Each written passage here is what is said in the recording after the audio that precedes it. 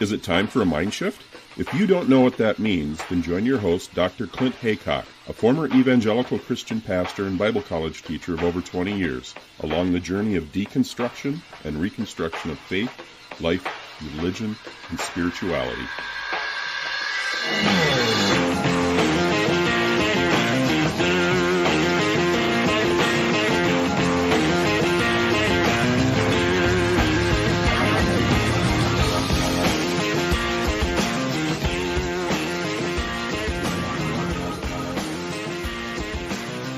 I'm talking today with Hemant Mehta, the Friendly Atheist himself. Welcome to Mindshift Podcast.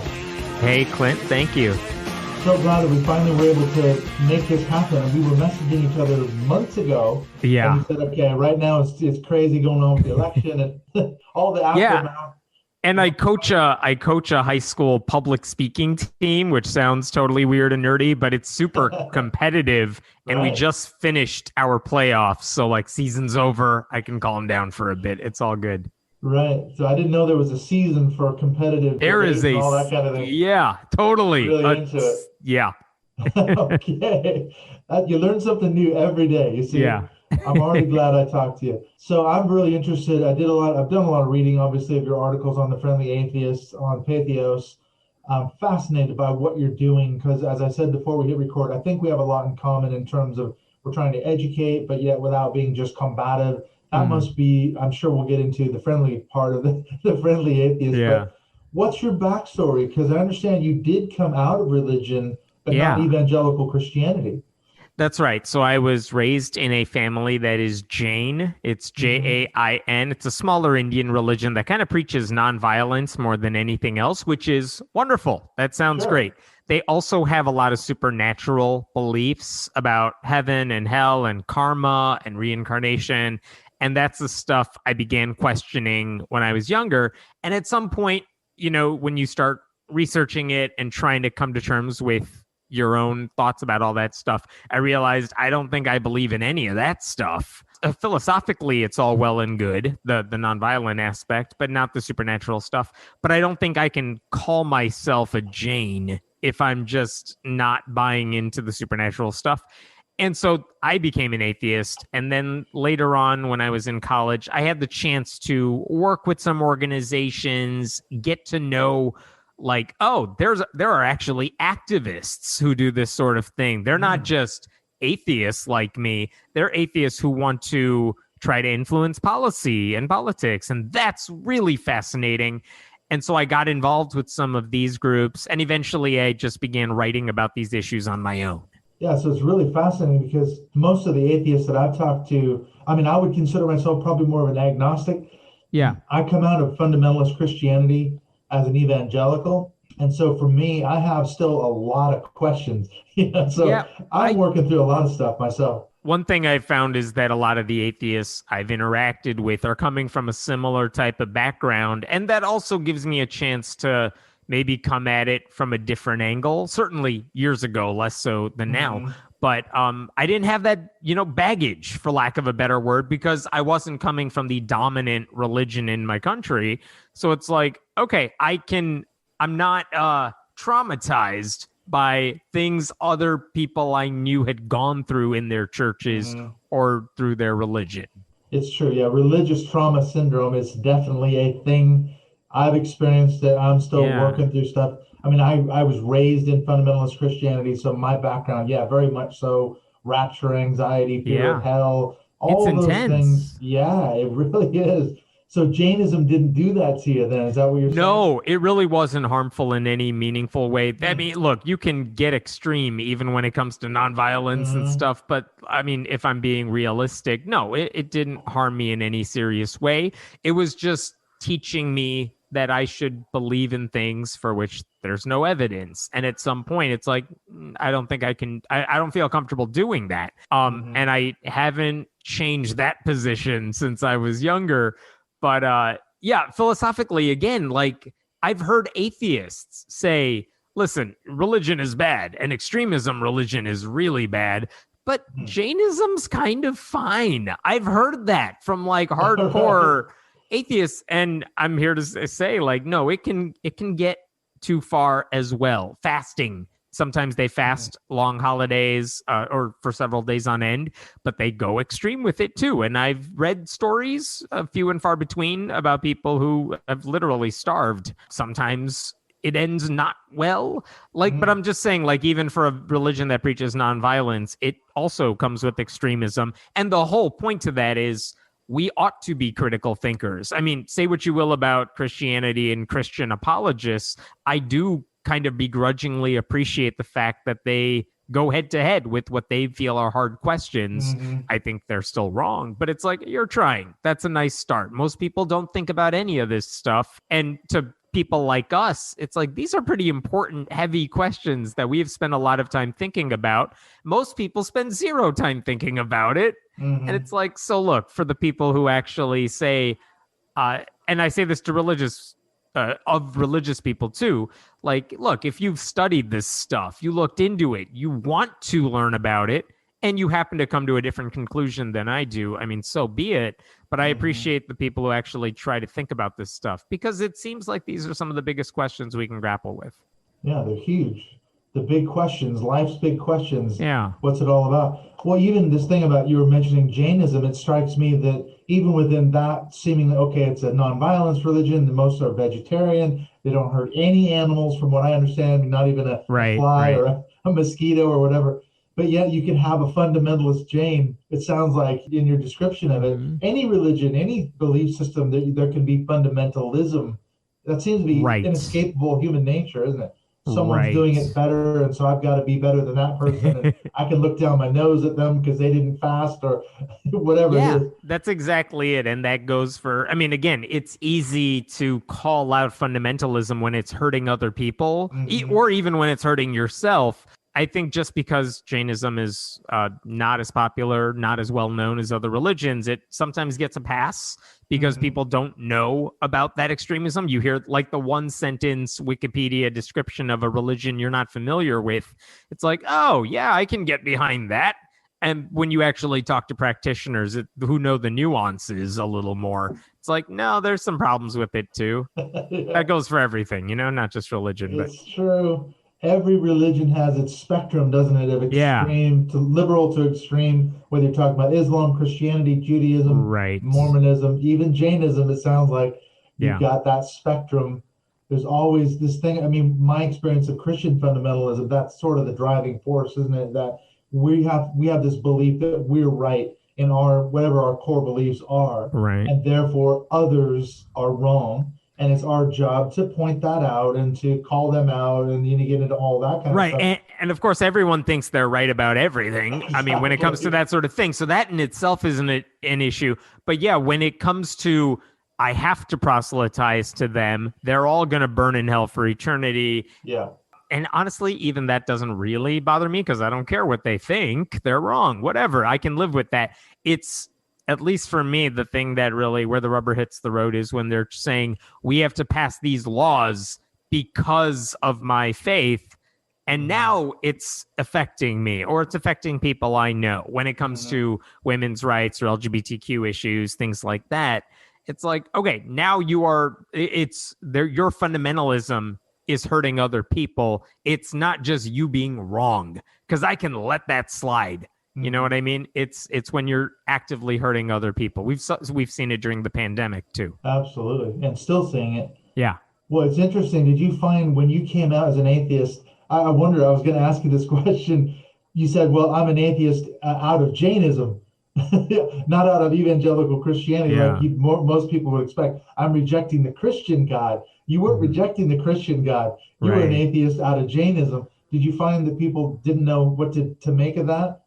I think that's the accurate description. And to be fair, I didn't really come out to anybody for a long time because it's a hard thing to just grapple with leaving religion in itself. So it's not like I was bragging to people I was an atheist. But when I finally felt comfortable with the word, they didn't know what to make of it. Because again, the little bit they knew about Jainism is if you look up some academic definition of what it is, they actually don't believe in a creator God, Jainism. So they're like, oh, so it must not have been a big leap for you. Well, it certainly felt that way to me because I grew up in a family that taught me to pray to God, believe in God, not in a weird traumatic way, but it's like, I feel like I I had to go through a pretty big mental leap there. It wasn't a small little step over. So yeah, it was, they didn't necessarily know what to make of the atheism. But again, when I came out, it was mostly to people I felt comfortable telling. And again, I was lucky that I didn't really face any backlash that I felt. So it's like, okay, I've had it easier. I definitely recognize now it's harder for someone like you who is leaving a fundamentalist Christian past to make any leap in any direction, in the direction out of that, than it was for me. I've met plenty of other Indian people, Jains, who have kind of come out in the same way. It's easier for sure. Not easy, but easier. Yeah, it's something I've definitely heard from a lot of other atheists. They decide who to come out to and how to do it. And you don't have to come out to everybody. It like some glorious ceremony and you're just burning every bridge. I mean, even now it's different now because I'm more public about this stuff, but it's not necessarily the first thing you would know if we just met randomly. You know, it's not the thing that would stand out unless we were talking about it. But then it seems like at some point in your sort of trajectory as an atheist, you started getting involved in, wait a minute, I need to start studying other religions. Out of that comes this book, I Sold My Soul on eBay. So what happened with that whole experience? So this was in college where I had started to get active with some atheist groups. Most of the people I met through these are like national organizations that do activism or advocacy work. And most of those people are coming from Christianity. And I know about it because, I mean, I live in the country. I know the people. Like I've experienced it. I've experienced it secondhand. But again, it's different when you haven't experienced it firsthand. And also I realize I know only whatever you would learn in school about other religions. I haven't really experienced them. I probably don't know much nuance with the religions. And there is a part of me that says, this is something I should know just for the sake of knowledge, not because there's anything to them, but because if you want to be well versed in these things, certainly if you want to talk about religion, it helps to know the landscape. Sure. And so, yeah, I did this thing after college sometime when I was in the middle of a time in my life when I'm like, I don't know what the hell I'm going to do with my life, where I basically said, I can post on eBay that I'll go to church, mosque, synagogue, I don't care, to the highest bidder. I'll document it. I'll donate the money. I don't really care about that. I thought it would be just a stupid little fun experiment. And it turned out it got more attention. But a pastor won the auction for over $500. Wow. And he basically said his whole shtick was, there was a guy who bid on me. I know about this later on, who said, I wanted you to come to my church for 50 weeks. I would have voted. But the guy who won the auction said, listen, I'm a Christian. I hate church too, because I think they're doing it wrong. Oh, and he's pretty hardcore about like, no, I do want you to convert. But I also think it would be more interesting to have you, since you've never experienced these churches firsthand, why don't you go to a bunch of them who are literally trying to appeal to atheists like you? Like they say that these are seeker services. They want you to come there. Go there. Go undercover. Just go and tell me what you find there, because he could use that information, take it back to these pastors and say, listen, I sent somebody to your church. They hated it. What are you going to do? What are you going to do to change it? Because I want you to win converts. That was his philosophy. It was great. Strategy. Yeah, so totally. You were like an undercover agent for this guy's missional strategy. That's hilarious. And I didn't necessarily mind. I knew what he was doing. I didn't mind it because I was learning a lot too, because I genuinely learned about a wider spectrum of Christianity than what I knew about, even having been immersed in that world for a little while. Like there were plenty of churches where I'm like, I could easily be a part of this congregation. They're awesome. I look at what they're doing with their time and their money. I can't argue with it. It's good stuff. It's not preaching. It's genuinely trying to help make people's lives better. That's wonderful.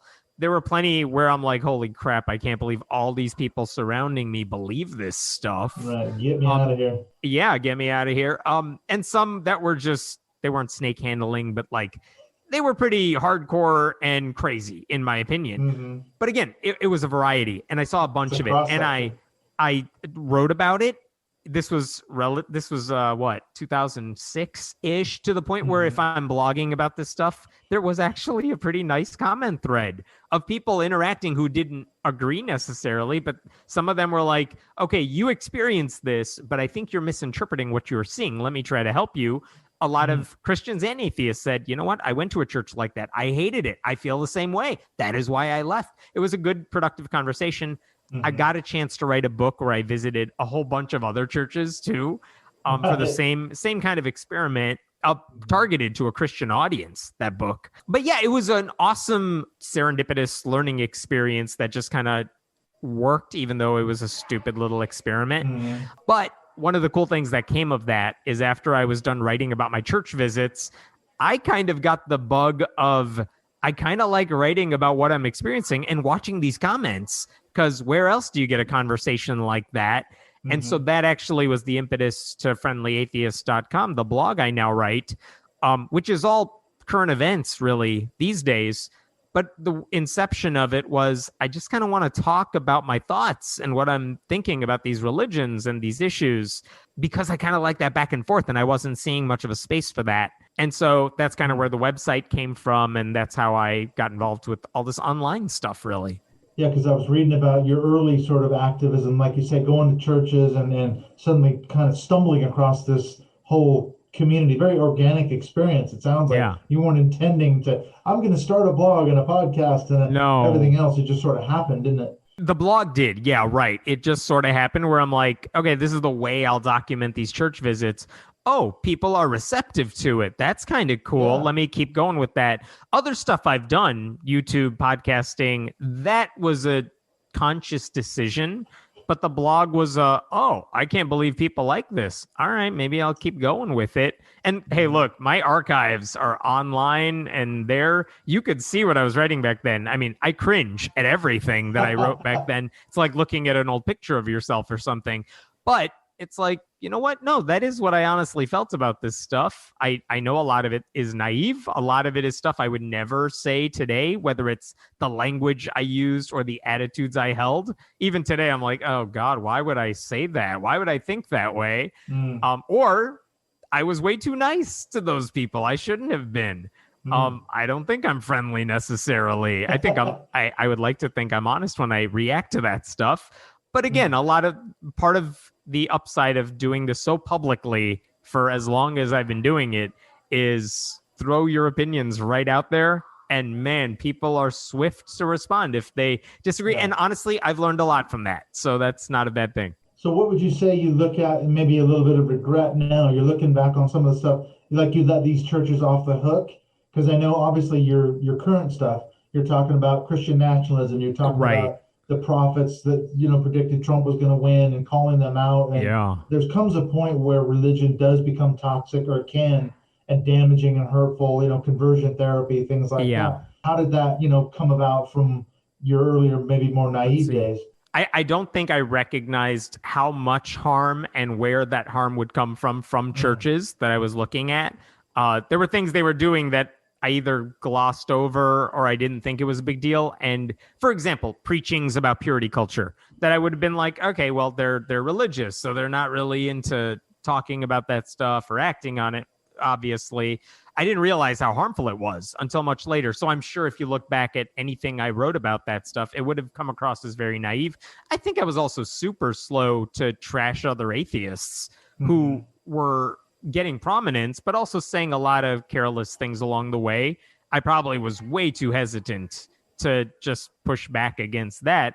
I feel like I weigh it now too. It's like, well, does anyone care what this person says right now?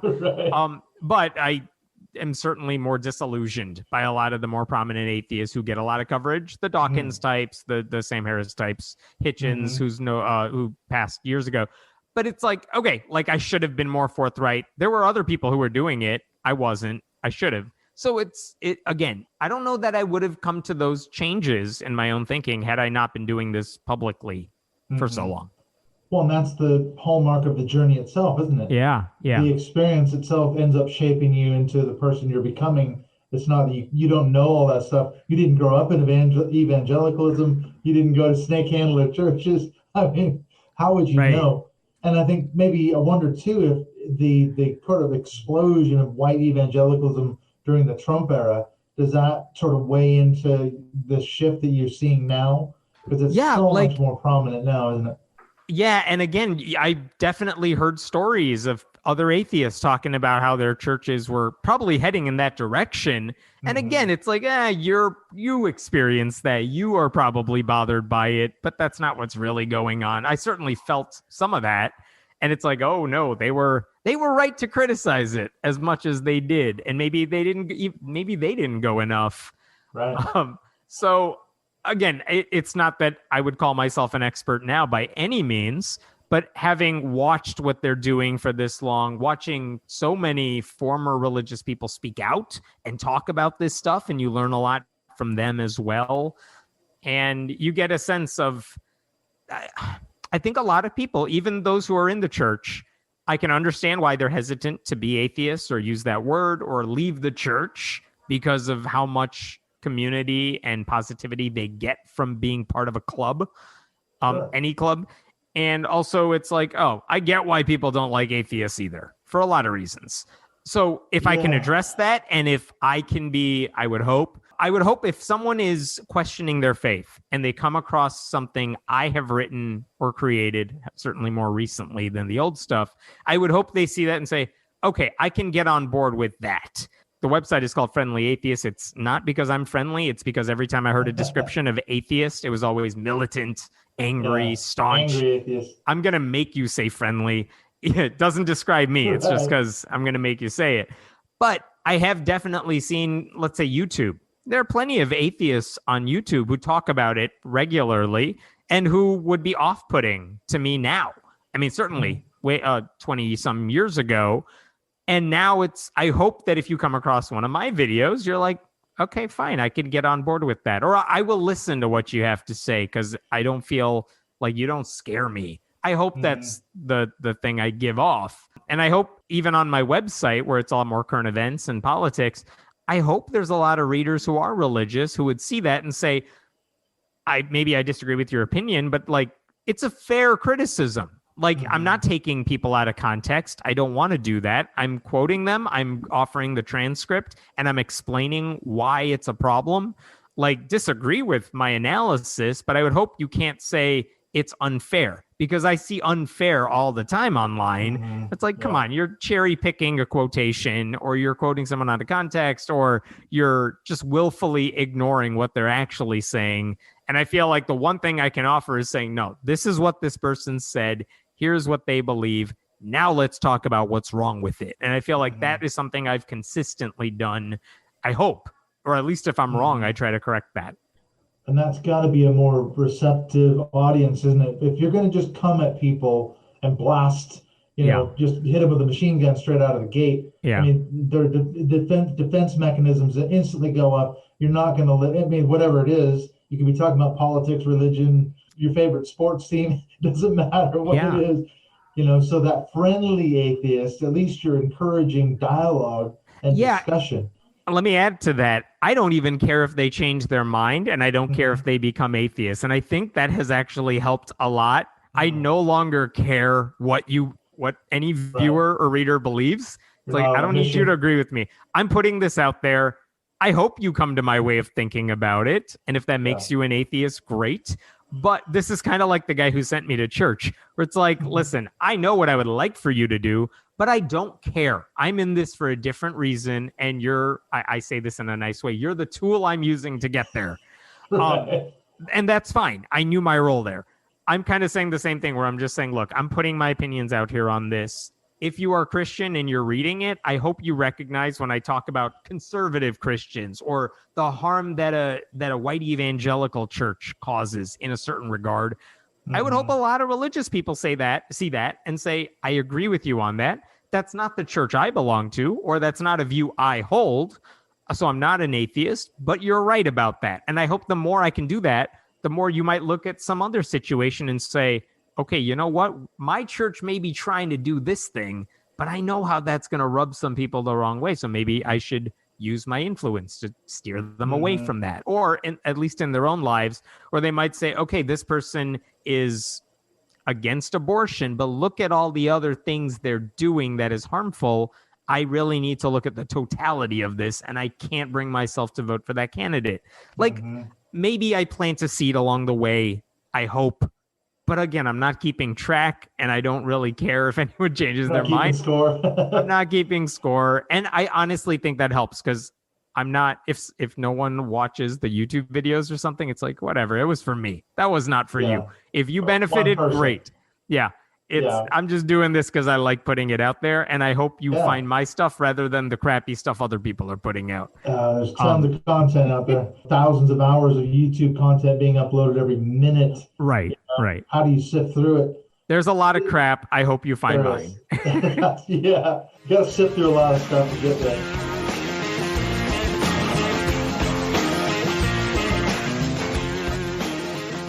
When we return from the break, we're going to get more into this issue of the value of dialoguing with another person with whom you may completely disagree. Can you find common cause? And that's really what this episode is all about. I appreciate the friendly aspect of Hemant's Friendly Atheist sort of platform.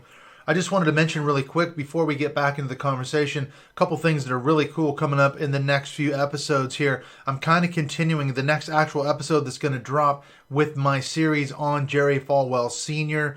We did one a couple weeks ago with Frank Schaeffer talking about the origins of the Christian right and his meeting with Falwell Sr. way back in the day, back in the 70s and 80s. When him and his famous father Francis were trying to convince evangelicals to get on board with their anti-abortion platform. And then, of course, I did a monster episode, over almost 2.5 hours long, just on Jerry Falwell Sr., the legacy of the moral majority, and what I believe is a through line to the sort of Trumpian white evangelical political base.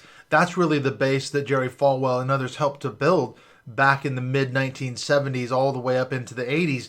And then this next episode that's going to air is with Callum Best. And this is a really interesting way to kind of round out this series on the Falwells, because Callum is actually a Liberty University graduate himself. He went through that system, and it was back in 2020 that he and some other people from Liberty, alumni as well as current students at the time, formed this organization called Save 71, and that's exactly what it sounds like. They're trying to save Liberty University. At the time, they were trying to save it from Jerry Falwell Jr., who was the president. Of course, he's since been dismissed and disgraced and are surrounding all this scandal. But we had a really interesting discussion about why does he want to save Liberty? Why save 71, as it were? And he himself is on a really interesting journey. So we take a look at that and we analyze the legacy of Jerry Falwell Jr. as he adopted the mantle from his famous fundamentalist dad, and then things like the Falkirk Center. Why is that even at Liberty University? Charlie Kirk formed this organization with Jerry Falwell Jr., and that's why it's called the Falkirk Center. So this is what's going on in Liberty University in that world now. So even though he is an evangelical still, he's done a lot of deconstructing. So that's a really fascinating discussion, kind of rounding out, as I say, the legacy of the Falwells and how it ended up. And then after that, I've got a discussion with Dr. Death, Dr. Terry Daniel. We are going to be talking about death and religion and mental health. Really far-ranging, fascinating discussion. I also had a really cool discussion the other day with Andrew Jasko. He's been on the show a few times. He's a specialist dealing with religious trauma syndrome, and we had literally a mind-blowing discussion about the use of psychedelics to treat religious trauma syndrome as well as PTSD. And so this is something that Andrew himself, he's a practitioner of psychedelics, so he knows what this is all about. He has found health and healing through the use of psychedelics, exploring that. And so we just had literally a mind-blowing conversation. Basically, the science is now slowly catching up with millennia of people using psychedelics. People have been doing psychedelics for millennia, forever, as long as there's been any sort of history. So this is a fascinating discussion. So if you suffer from PTSD or religious trauma syndrome, I think you're going to get something out of this discussion with Andrew as we talk about the use of psychedelics. So there's some really cool stuff coming up. Oh, and one other thing I have to mention, I'm going to be talking with Conway and Siegelman, who of course are the authors of Holy Terror.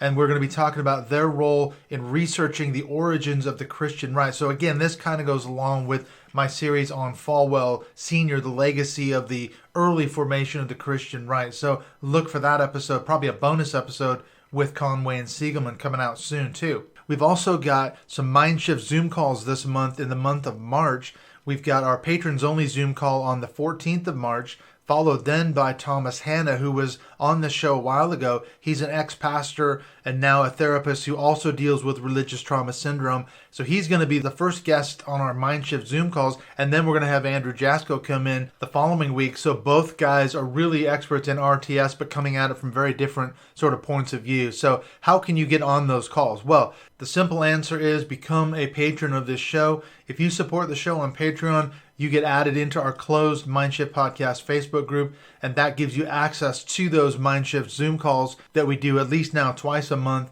and then another one for patrons only. So the link to that is in the show notes. And in fact, speaking of which, I need to give a thank you to the latest members who are supporting the show on Patreon. Thank you to Barry Carroll as well as to Beth Todd. I've just sent out some cool Welsh gifts the other day in the mail. I've sent out a Mindshift Podcast t-shirt to Chrissy Florence in California for her support of the show at a $10 a month level. If you support the show at a $5 a month level, I'll send you something really cool that you can only get here in North Wales. So you can look at that on Patreon and pick your level of support. All right, so let's get back into the discussion with Hemant Mehta as we continue looking at this issue of finding common cause. Is it possible? Is it worthwhile? Let's find out what Hemant's got to say about it.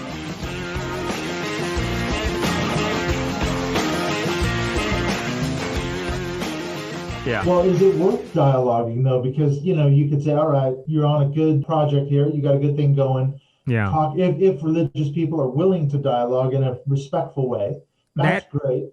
But what about the trolls? What about all the, we've seen this recently with the Rabbi Zacharias stuff that's come out. Uh-huh. And there's a whole bevy of supporters of his ministry who are they admit, I guess, now that he was wrong in what he did, but they are still defending his legacy to the death. And they are like coming after people and calling them out. So you're like, how can we get a dialogue going with a group like that? That's a great question. And whether it's a dialogue about that sort of thing or just a debate on God's existence, I very much I hate debates. I definitely hate them with strangers online. So if they email about that or DM me about that, I either won't respond or just say no. Even with podcasts, it's very much like I'm not interested in debating this stuff. Because I don't care if you change your mind. Right. And I don't care if your listeners change their mind. And I definitely don't think I'm going to change the mind of someone who already disagrees with me. So why waste my time? That's not to say I don't see value in that stuff. Because for a lot of people, as any debater will tell you, you're not trying to convince your opponent's mind. You're trying to change the audience's mind. So I get that. But I even try to avoid the conversations, like I said, in my real life too. Even among friends, we don't talk about this stuff at all. Most of them know where I stand on this stuff. And so it's let's talk about the other things we have in common. But even among people I strongly disagree with, like I said, it is easier for me to keep doing this day in and day out when I don't care who I'm talking to and I'm speaking to an audience of nobody in particular, where it's I don't care if you change your mind. I am not here trying to argue with you or to fight you on this. I'm doing this for the people who maybe are stumbling across it and might change their mind. And for that, great.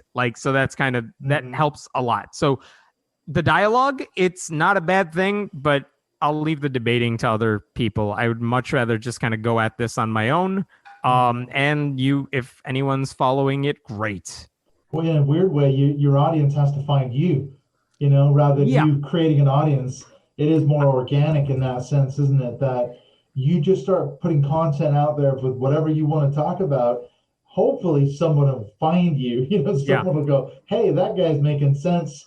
I'm interested in hearing more about what he or she has to say. I have said this to other atheists in the past, which is go do your thing. I don't care what medium you're using, whether it's YouTube or a blog or whatever. There are obviously some strategic tags you could put on your content so that strangers can find it. But it's okay, I've built up an audience over time. And I think people searching for atheist stuff, if you are having those questions, if I can put stuff out there with a way for you to get to it, if you are looking for it, I think you'll find me. So good. There's a way to do that. It's not there's no way for people with no platform to not find an audience. It's easy to find an audience if you put out stuff and you do it in a smart way. But yeah, it's mostly I'm doing it for the people who want to follow my stuff. and for strangers who might be looking up this stuff and want to know, what does an atheist think about this? What is a perspective on this? You'll find it. I mean, it's not hard to find it if you're looking for it. So I think it helps to just make sure I'm providing a landing place for you if you happen to be looking for that stuff. But as you say, so you're now more focusing on current events, because I think what originally drew me to your work on the Friendly Atheist site on Patheos was I was doing research back in early November and then in December with all the Trump prophecies. And you'd written some pieces about back in, I think, November and December when the election was kind of still in doubt. And there's this whole bunch of Christian charismatic prophets and apostles, and they're still doubling down, tripling down, denying everything. So at what point is there like a point where you go, okay, religion, this is becoming toxic, this is becoming damaging, and I need to call this stuff out? When it's obviously promoting a lie, not something on faith, because the stuff we are talking about right now, those prophetic stuff, they're not just saying, believe in God, have faith in it. You can't do that one. It's just faith. But when they're actively promoting lies, it's like, no, there's no evidence for that. There's no reason to think that. And so I think calling it out in a way so that people who are looking for that stuff can see how absurd it is. I want Christians to stumble upon those articles and say, well, that person's crazy who represents my side. Well, guess what? I've been posting that sort of thing multiple times a day for more than 10 years. I've never lacked for material. Maybe that's a problem with your faith. I've heard there's no shortage. And I've heard someone say, like, I'm going to call out every time an atheist does something like that. Good luck to you. Okay. Yeah, they've never followed through on that. But it's like, at some point, I would hope people see what I'm seeing, the same videos, the same clips. It's like, I can't defend that. That person's insane. And at some point, I feel like they're going to hit a wall when they're saying, okay, those 90 people you posted about are insane who share my faith, but I have it right. It's like, at some point, you're going to connect the dots there. I don't have to do it for you. I don't have to do that in a book. I don't have to do the Dawkins, like, well, you're part of that. I'll just let you connect it, and it might even stick stronger because of that. It's not even just the kooks that I'm calling out, because a lot of the people who end up, not the prophetic, like Trump is really secretly the president or something like that, but a lot of the people who say problematic things, the purity culture proponents, the people who are anti-science or saying, trans people are going to ruin your lives, those are not known as the kooks. Those are the regular run-of-the-mill evangelical preachers, pretty mainstream. And at some point, I would hope a lot of those followers too are saying, okay, it's not just the kooks who are crazy. This is happening in my neck of the woods. This is happening in my congregation. So what are you going to do about it now? That's absolutely correct. I think you're so right. Because, like, for example, Christian nationalism, we're seeing that in certainly in the Trump era. Sam Perry and Andrew Whitehead, in their book, they said basically that in the research they did, Christian nationalism was the number one factor where people decided whether to vote for Trump or not. If you believe in Christian nationalism, you're more likely to believe in Trump or vote for Trump. Now you look at that and go, okay, I've been studying this movement for a long time. Christian nationalism is baked in to mainstream churches now. That then starts to filter into everything that pastors say, churches do with their money, their time. I think the head of the Southern Baptist Convention just gave a speech recently where he basically said, you guys, we're not called by Jesus to save America. Basically saying, don't fall for Christian nationalism. Like, what are we we're Southern Baptists. What word there is more important to you? Implying we should follow the gospel. We should be Baptists. And that's clearly not what's happening in practice among that group. But again, I would just want to make clear, there are a lot of progressive Christians who say, well, guess what? I believe in all the gospel stuff, but it's pointing me in this other direction. And we could have a debate on God's existence. We could have that exchange of ideas. And this is a personal one for me where I'm just like, I don't care to debate them on that thing. I'm glad they're using their faith for something good. I agree with their politics, of course. But again, like, they're inspired by their faith to help the poor by pushing progressive policies. And again, there is something fundamental about basing your motivation for that on something that I don't believe is real. I think that opens the door to also believing a lot of crazy stuff. But again, like that's a lot.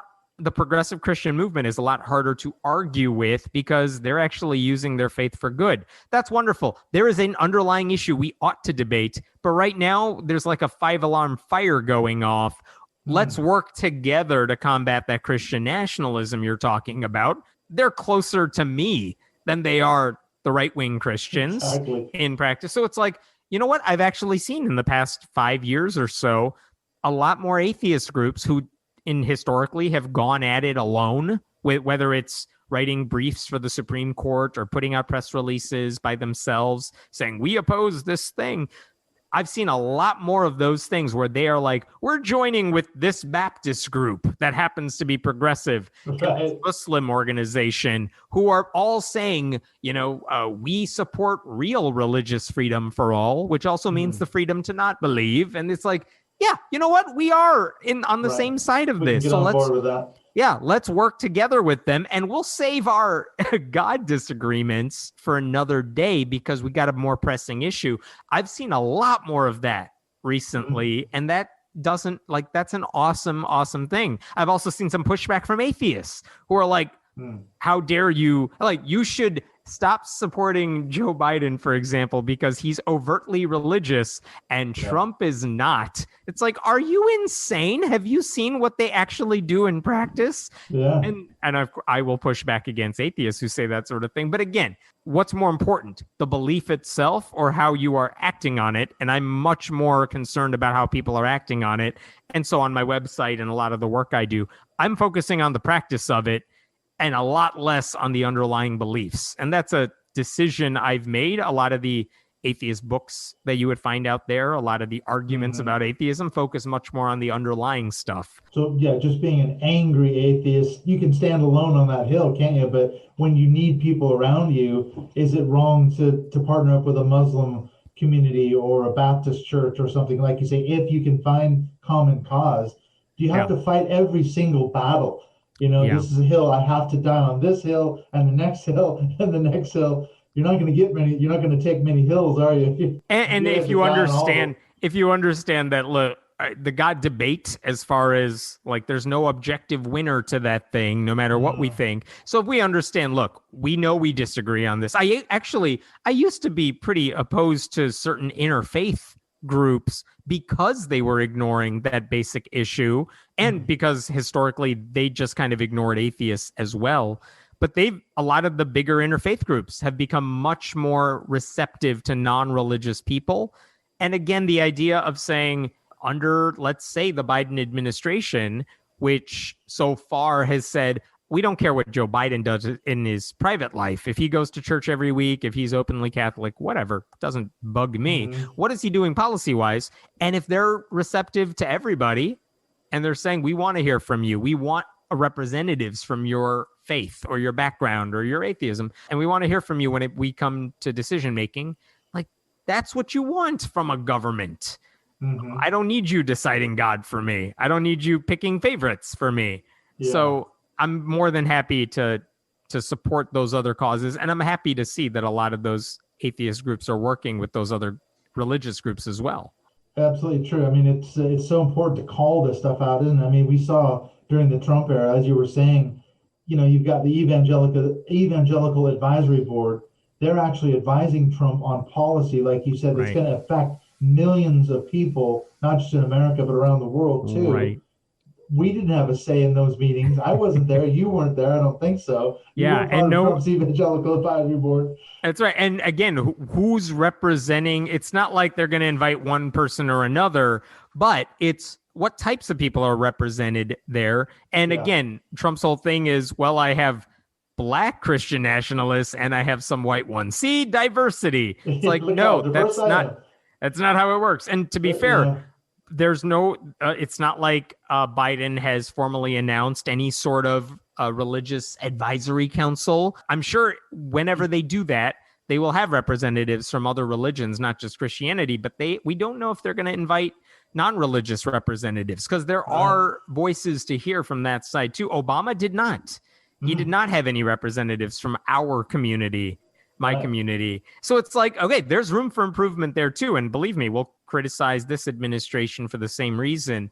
But again, substantively, there is a difference between those worlds.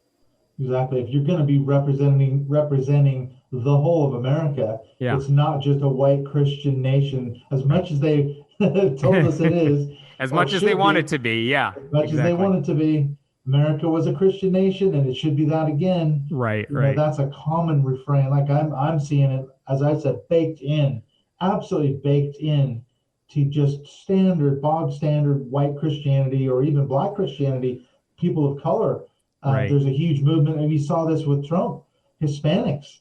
Yeah. Cubans suddenly getting on board at the end of 2020, and you're like, wait a minute, this guy he's anti-immigrant, of this community. Shocking. How can you support this guy, and yet they're probably more aligned with him religiously and politically? This has actually been one thing I've gotten backlash for, because Biden has kept open the Office of Faith-Based and Neighborhood Partnerships. He's given it a leader. They are still in the beginning stages of kind of opening that back up. And a lot of atheists are like, you should have abolished the office altogether. Why does the government need faith outreach? But strategically, that's a pretty smart thing to do, because of the reason you're saying. It's like there's a lot of religious communities who think wrongly that Democrats are out to get them, Republicans are the party of faith and stuff. So you know what? If strategically, if he wants to use the government to say, we want to hear from all of you, we want representatives, we want to show you that what we are doing policy-wise is not incompatible or oppressive to your faith, like, that's fine. You should do that, because I need you to stay in office for the things I want. I hope you also do the same with atheists too. But like, strategically, Democrats need to do a better job of combating this lie that Republicans care about your faith and Democrats are actively opposed to it, which is not true. I promise you, Democrats want nothing to do with atheists either. But like, you know what I mean? Like, strategically, good. Go get them. All right, so last question. I'm curious to find out, you've been following current events so much, and obviously you're talking about religion in those current events. Where do you see Christianity in America going as you kind of look down the road? Is it fading out? Is this kind of their last gasp? Was Trump their last gasp? Or are they going to gather steam during the Biden presidency and come back even stronger next time? It's $1 million question right there. It's almost, if this makes sense, like a K curve, where the most Christian nationalist and fundamentalist churches are actually growing in many ways. It's the ones who are kind of moderate and don't have a position on that stuff that seem to be losing members. But again, if you ask, like, what are young people drawn to? It's people with a position on this stuff.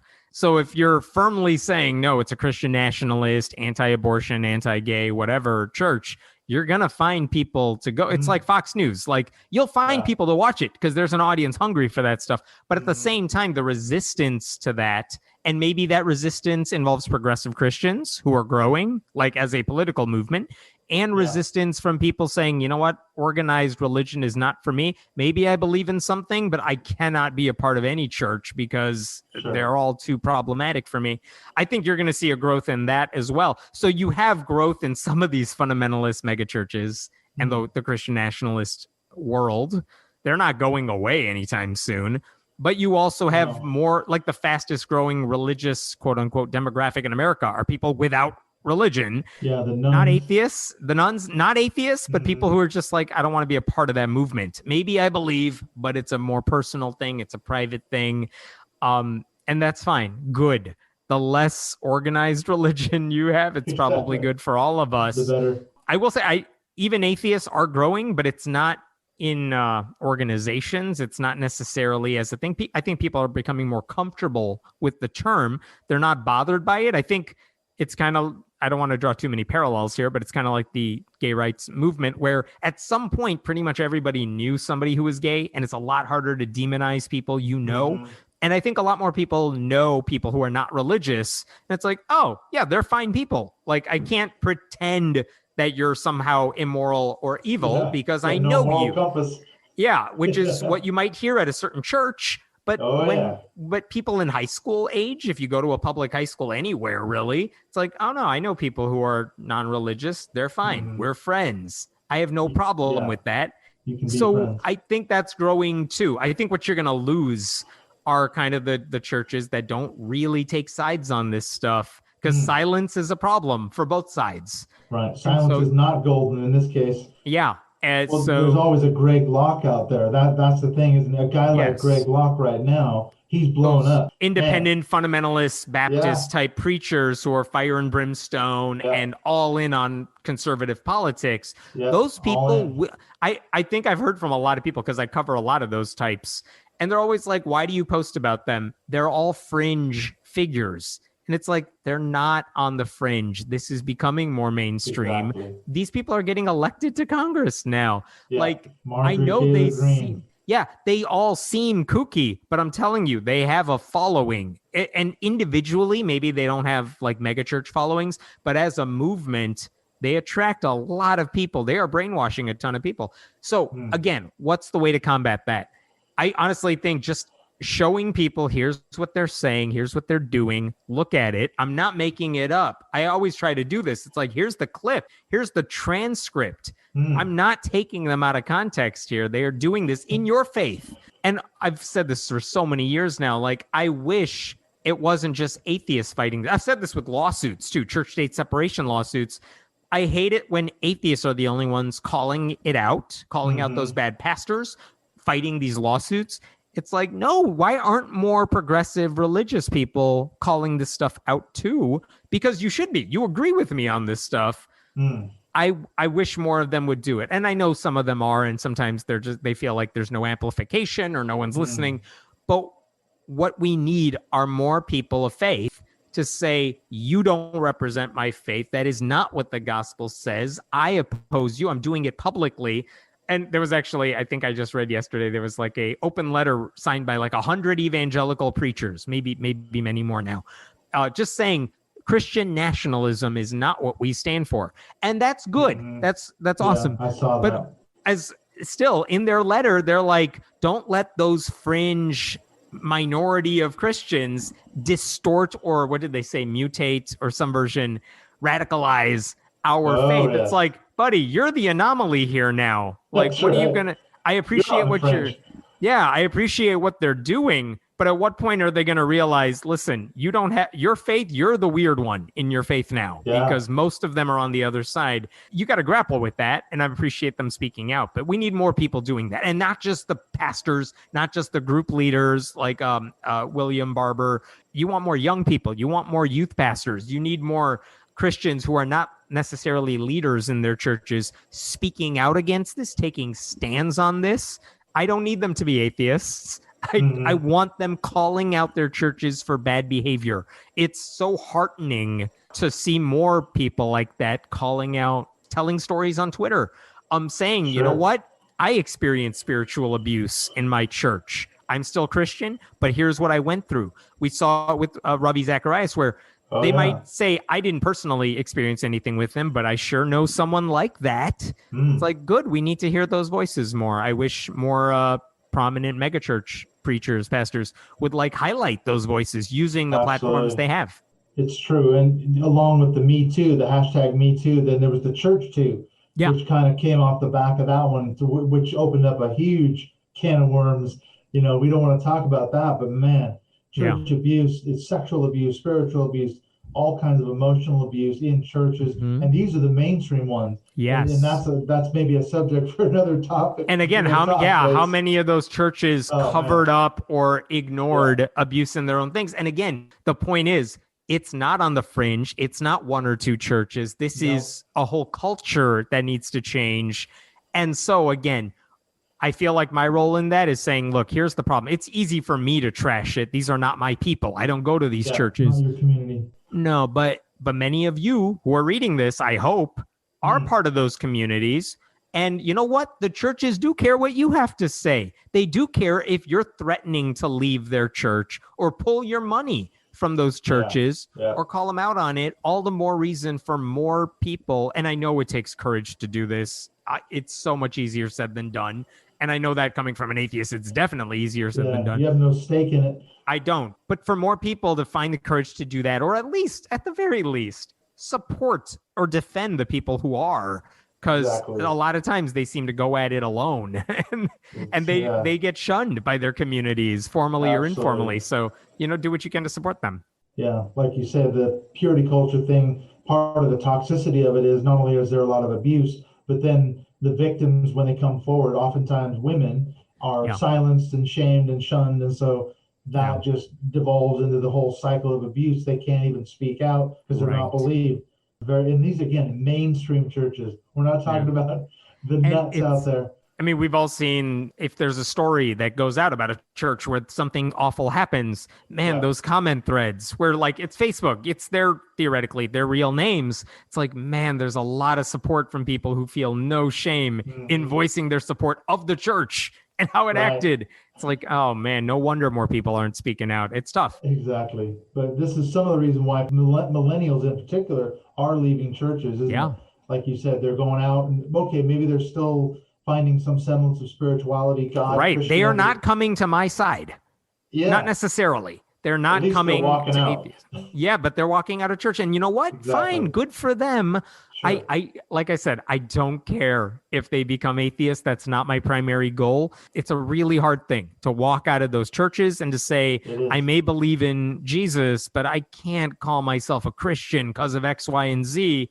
And so they leave. And it's like, that's so hard to do. Good for you. And what are we doing?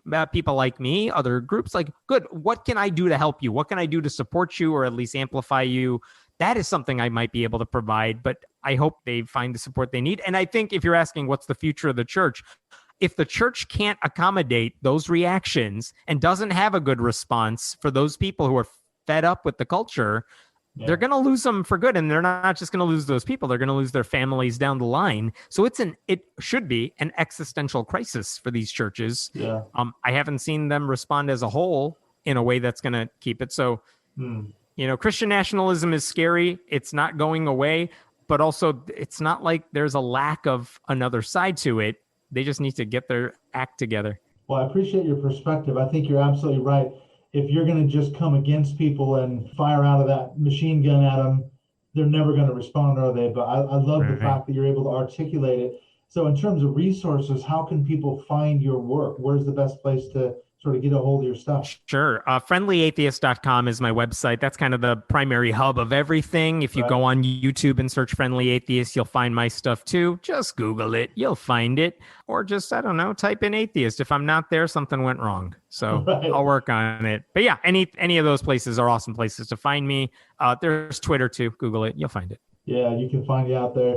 Just look up the Friendly Atheist and Hemant Mehta. You'll find somewhere. You'll Google. Don't worry, Google will fix your spelling. It's all good. There you go. Listen, thank you so much. This has been a great conversation. I really enjoyed meeting you finally, and talking and getting some interesting talking points out there. Likewise, thank you, Clint. I appreciate it. Those are fun questions. Yeah, take care. I'll speak to you again. You too.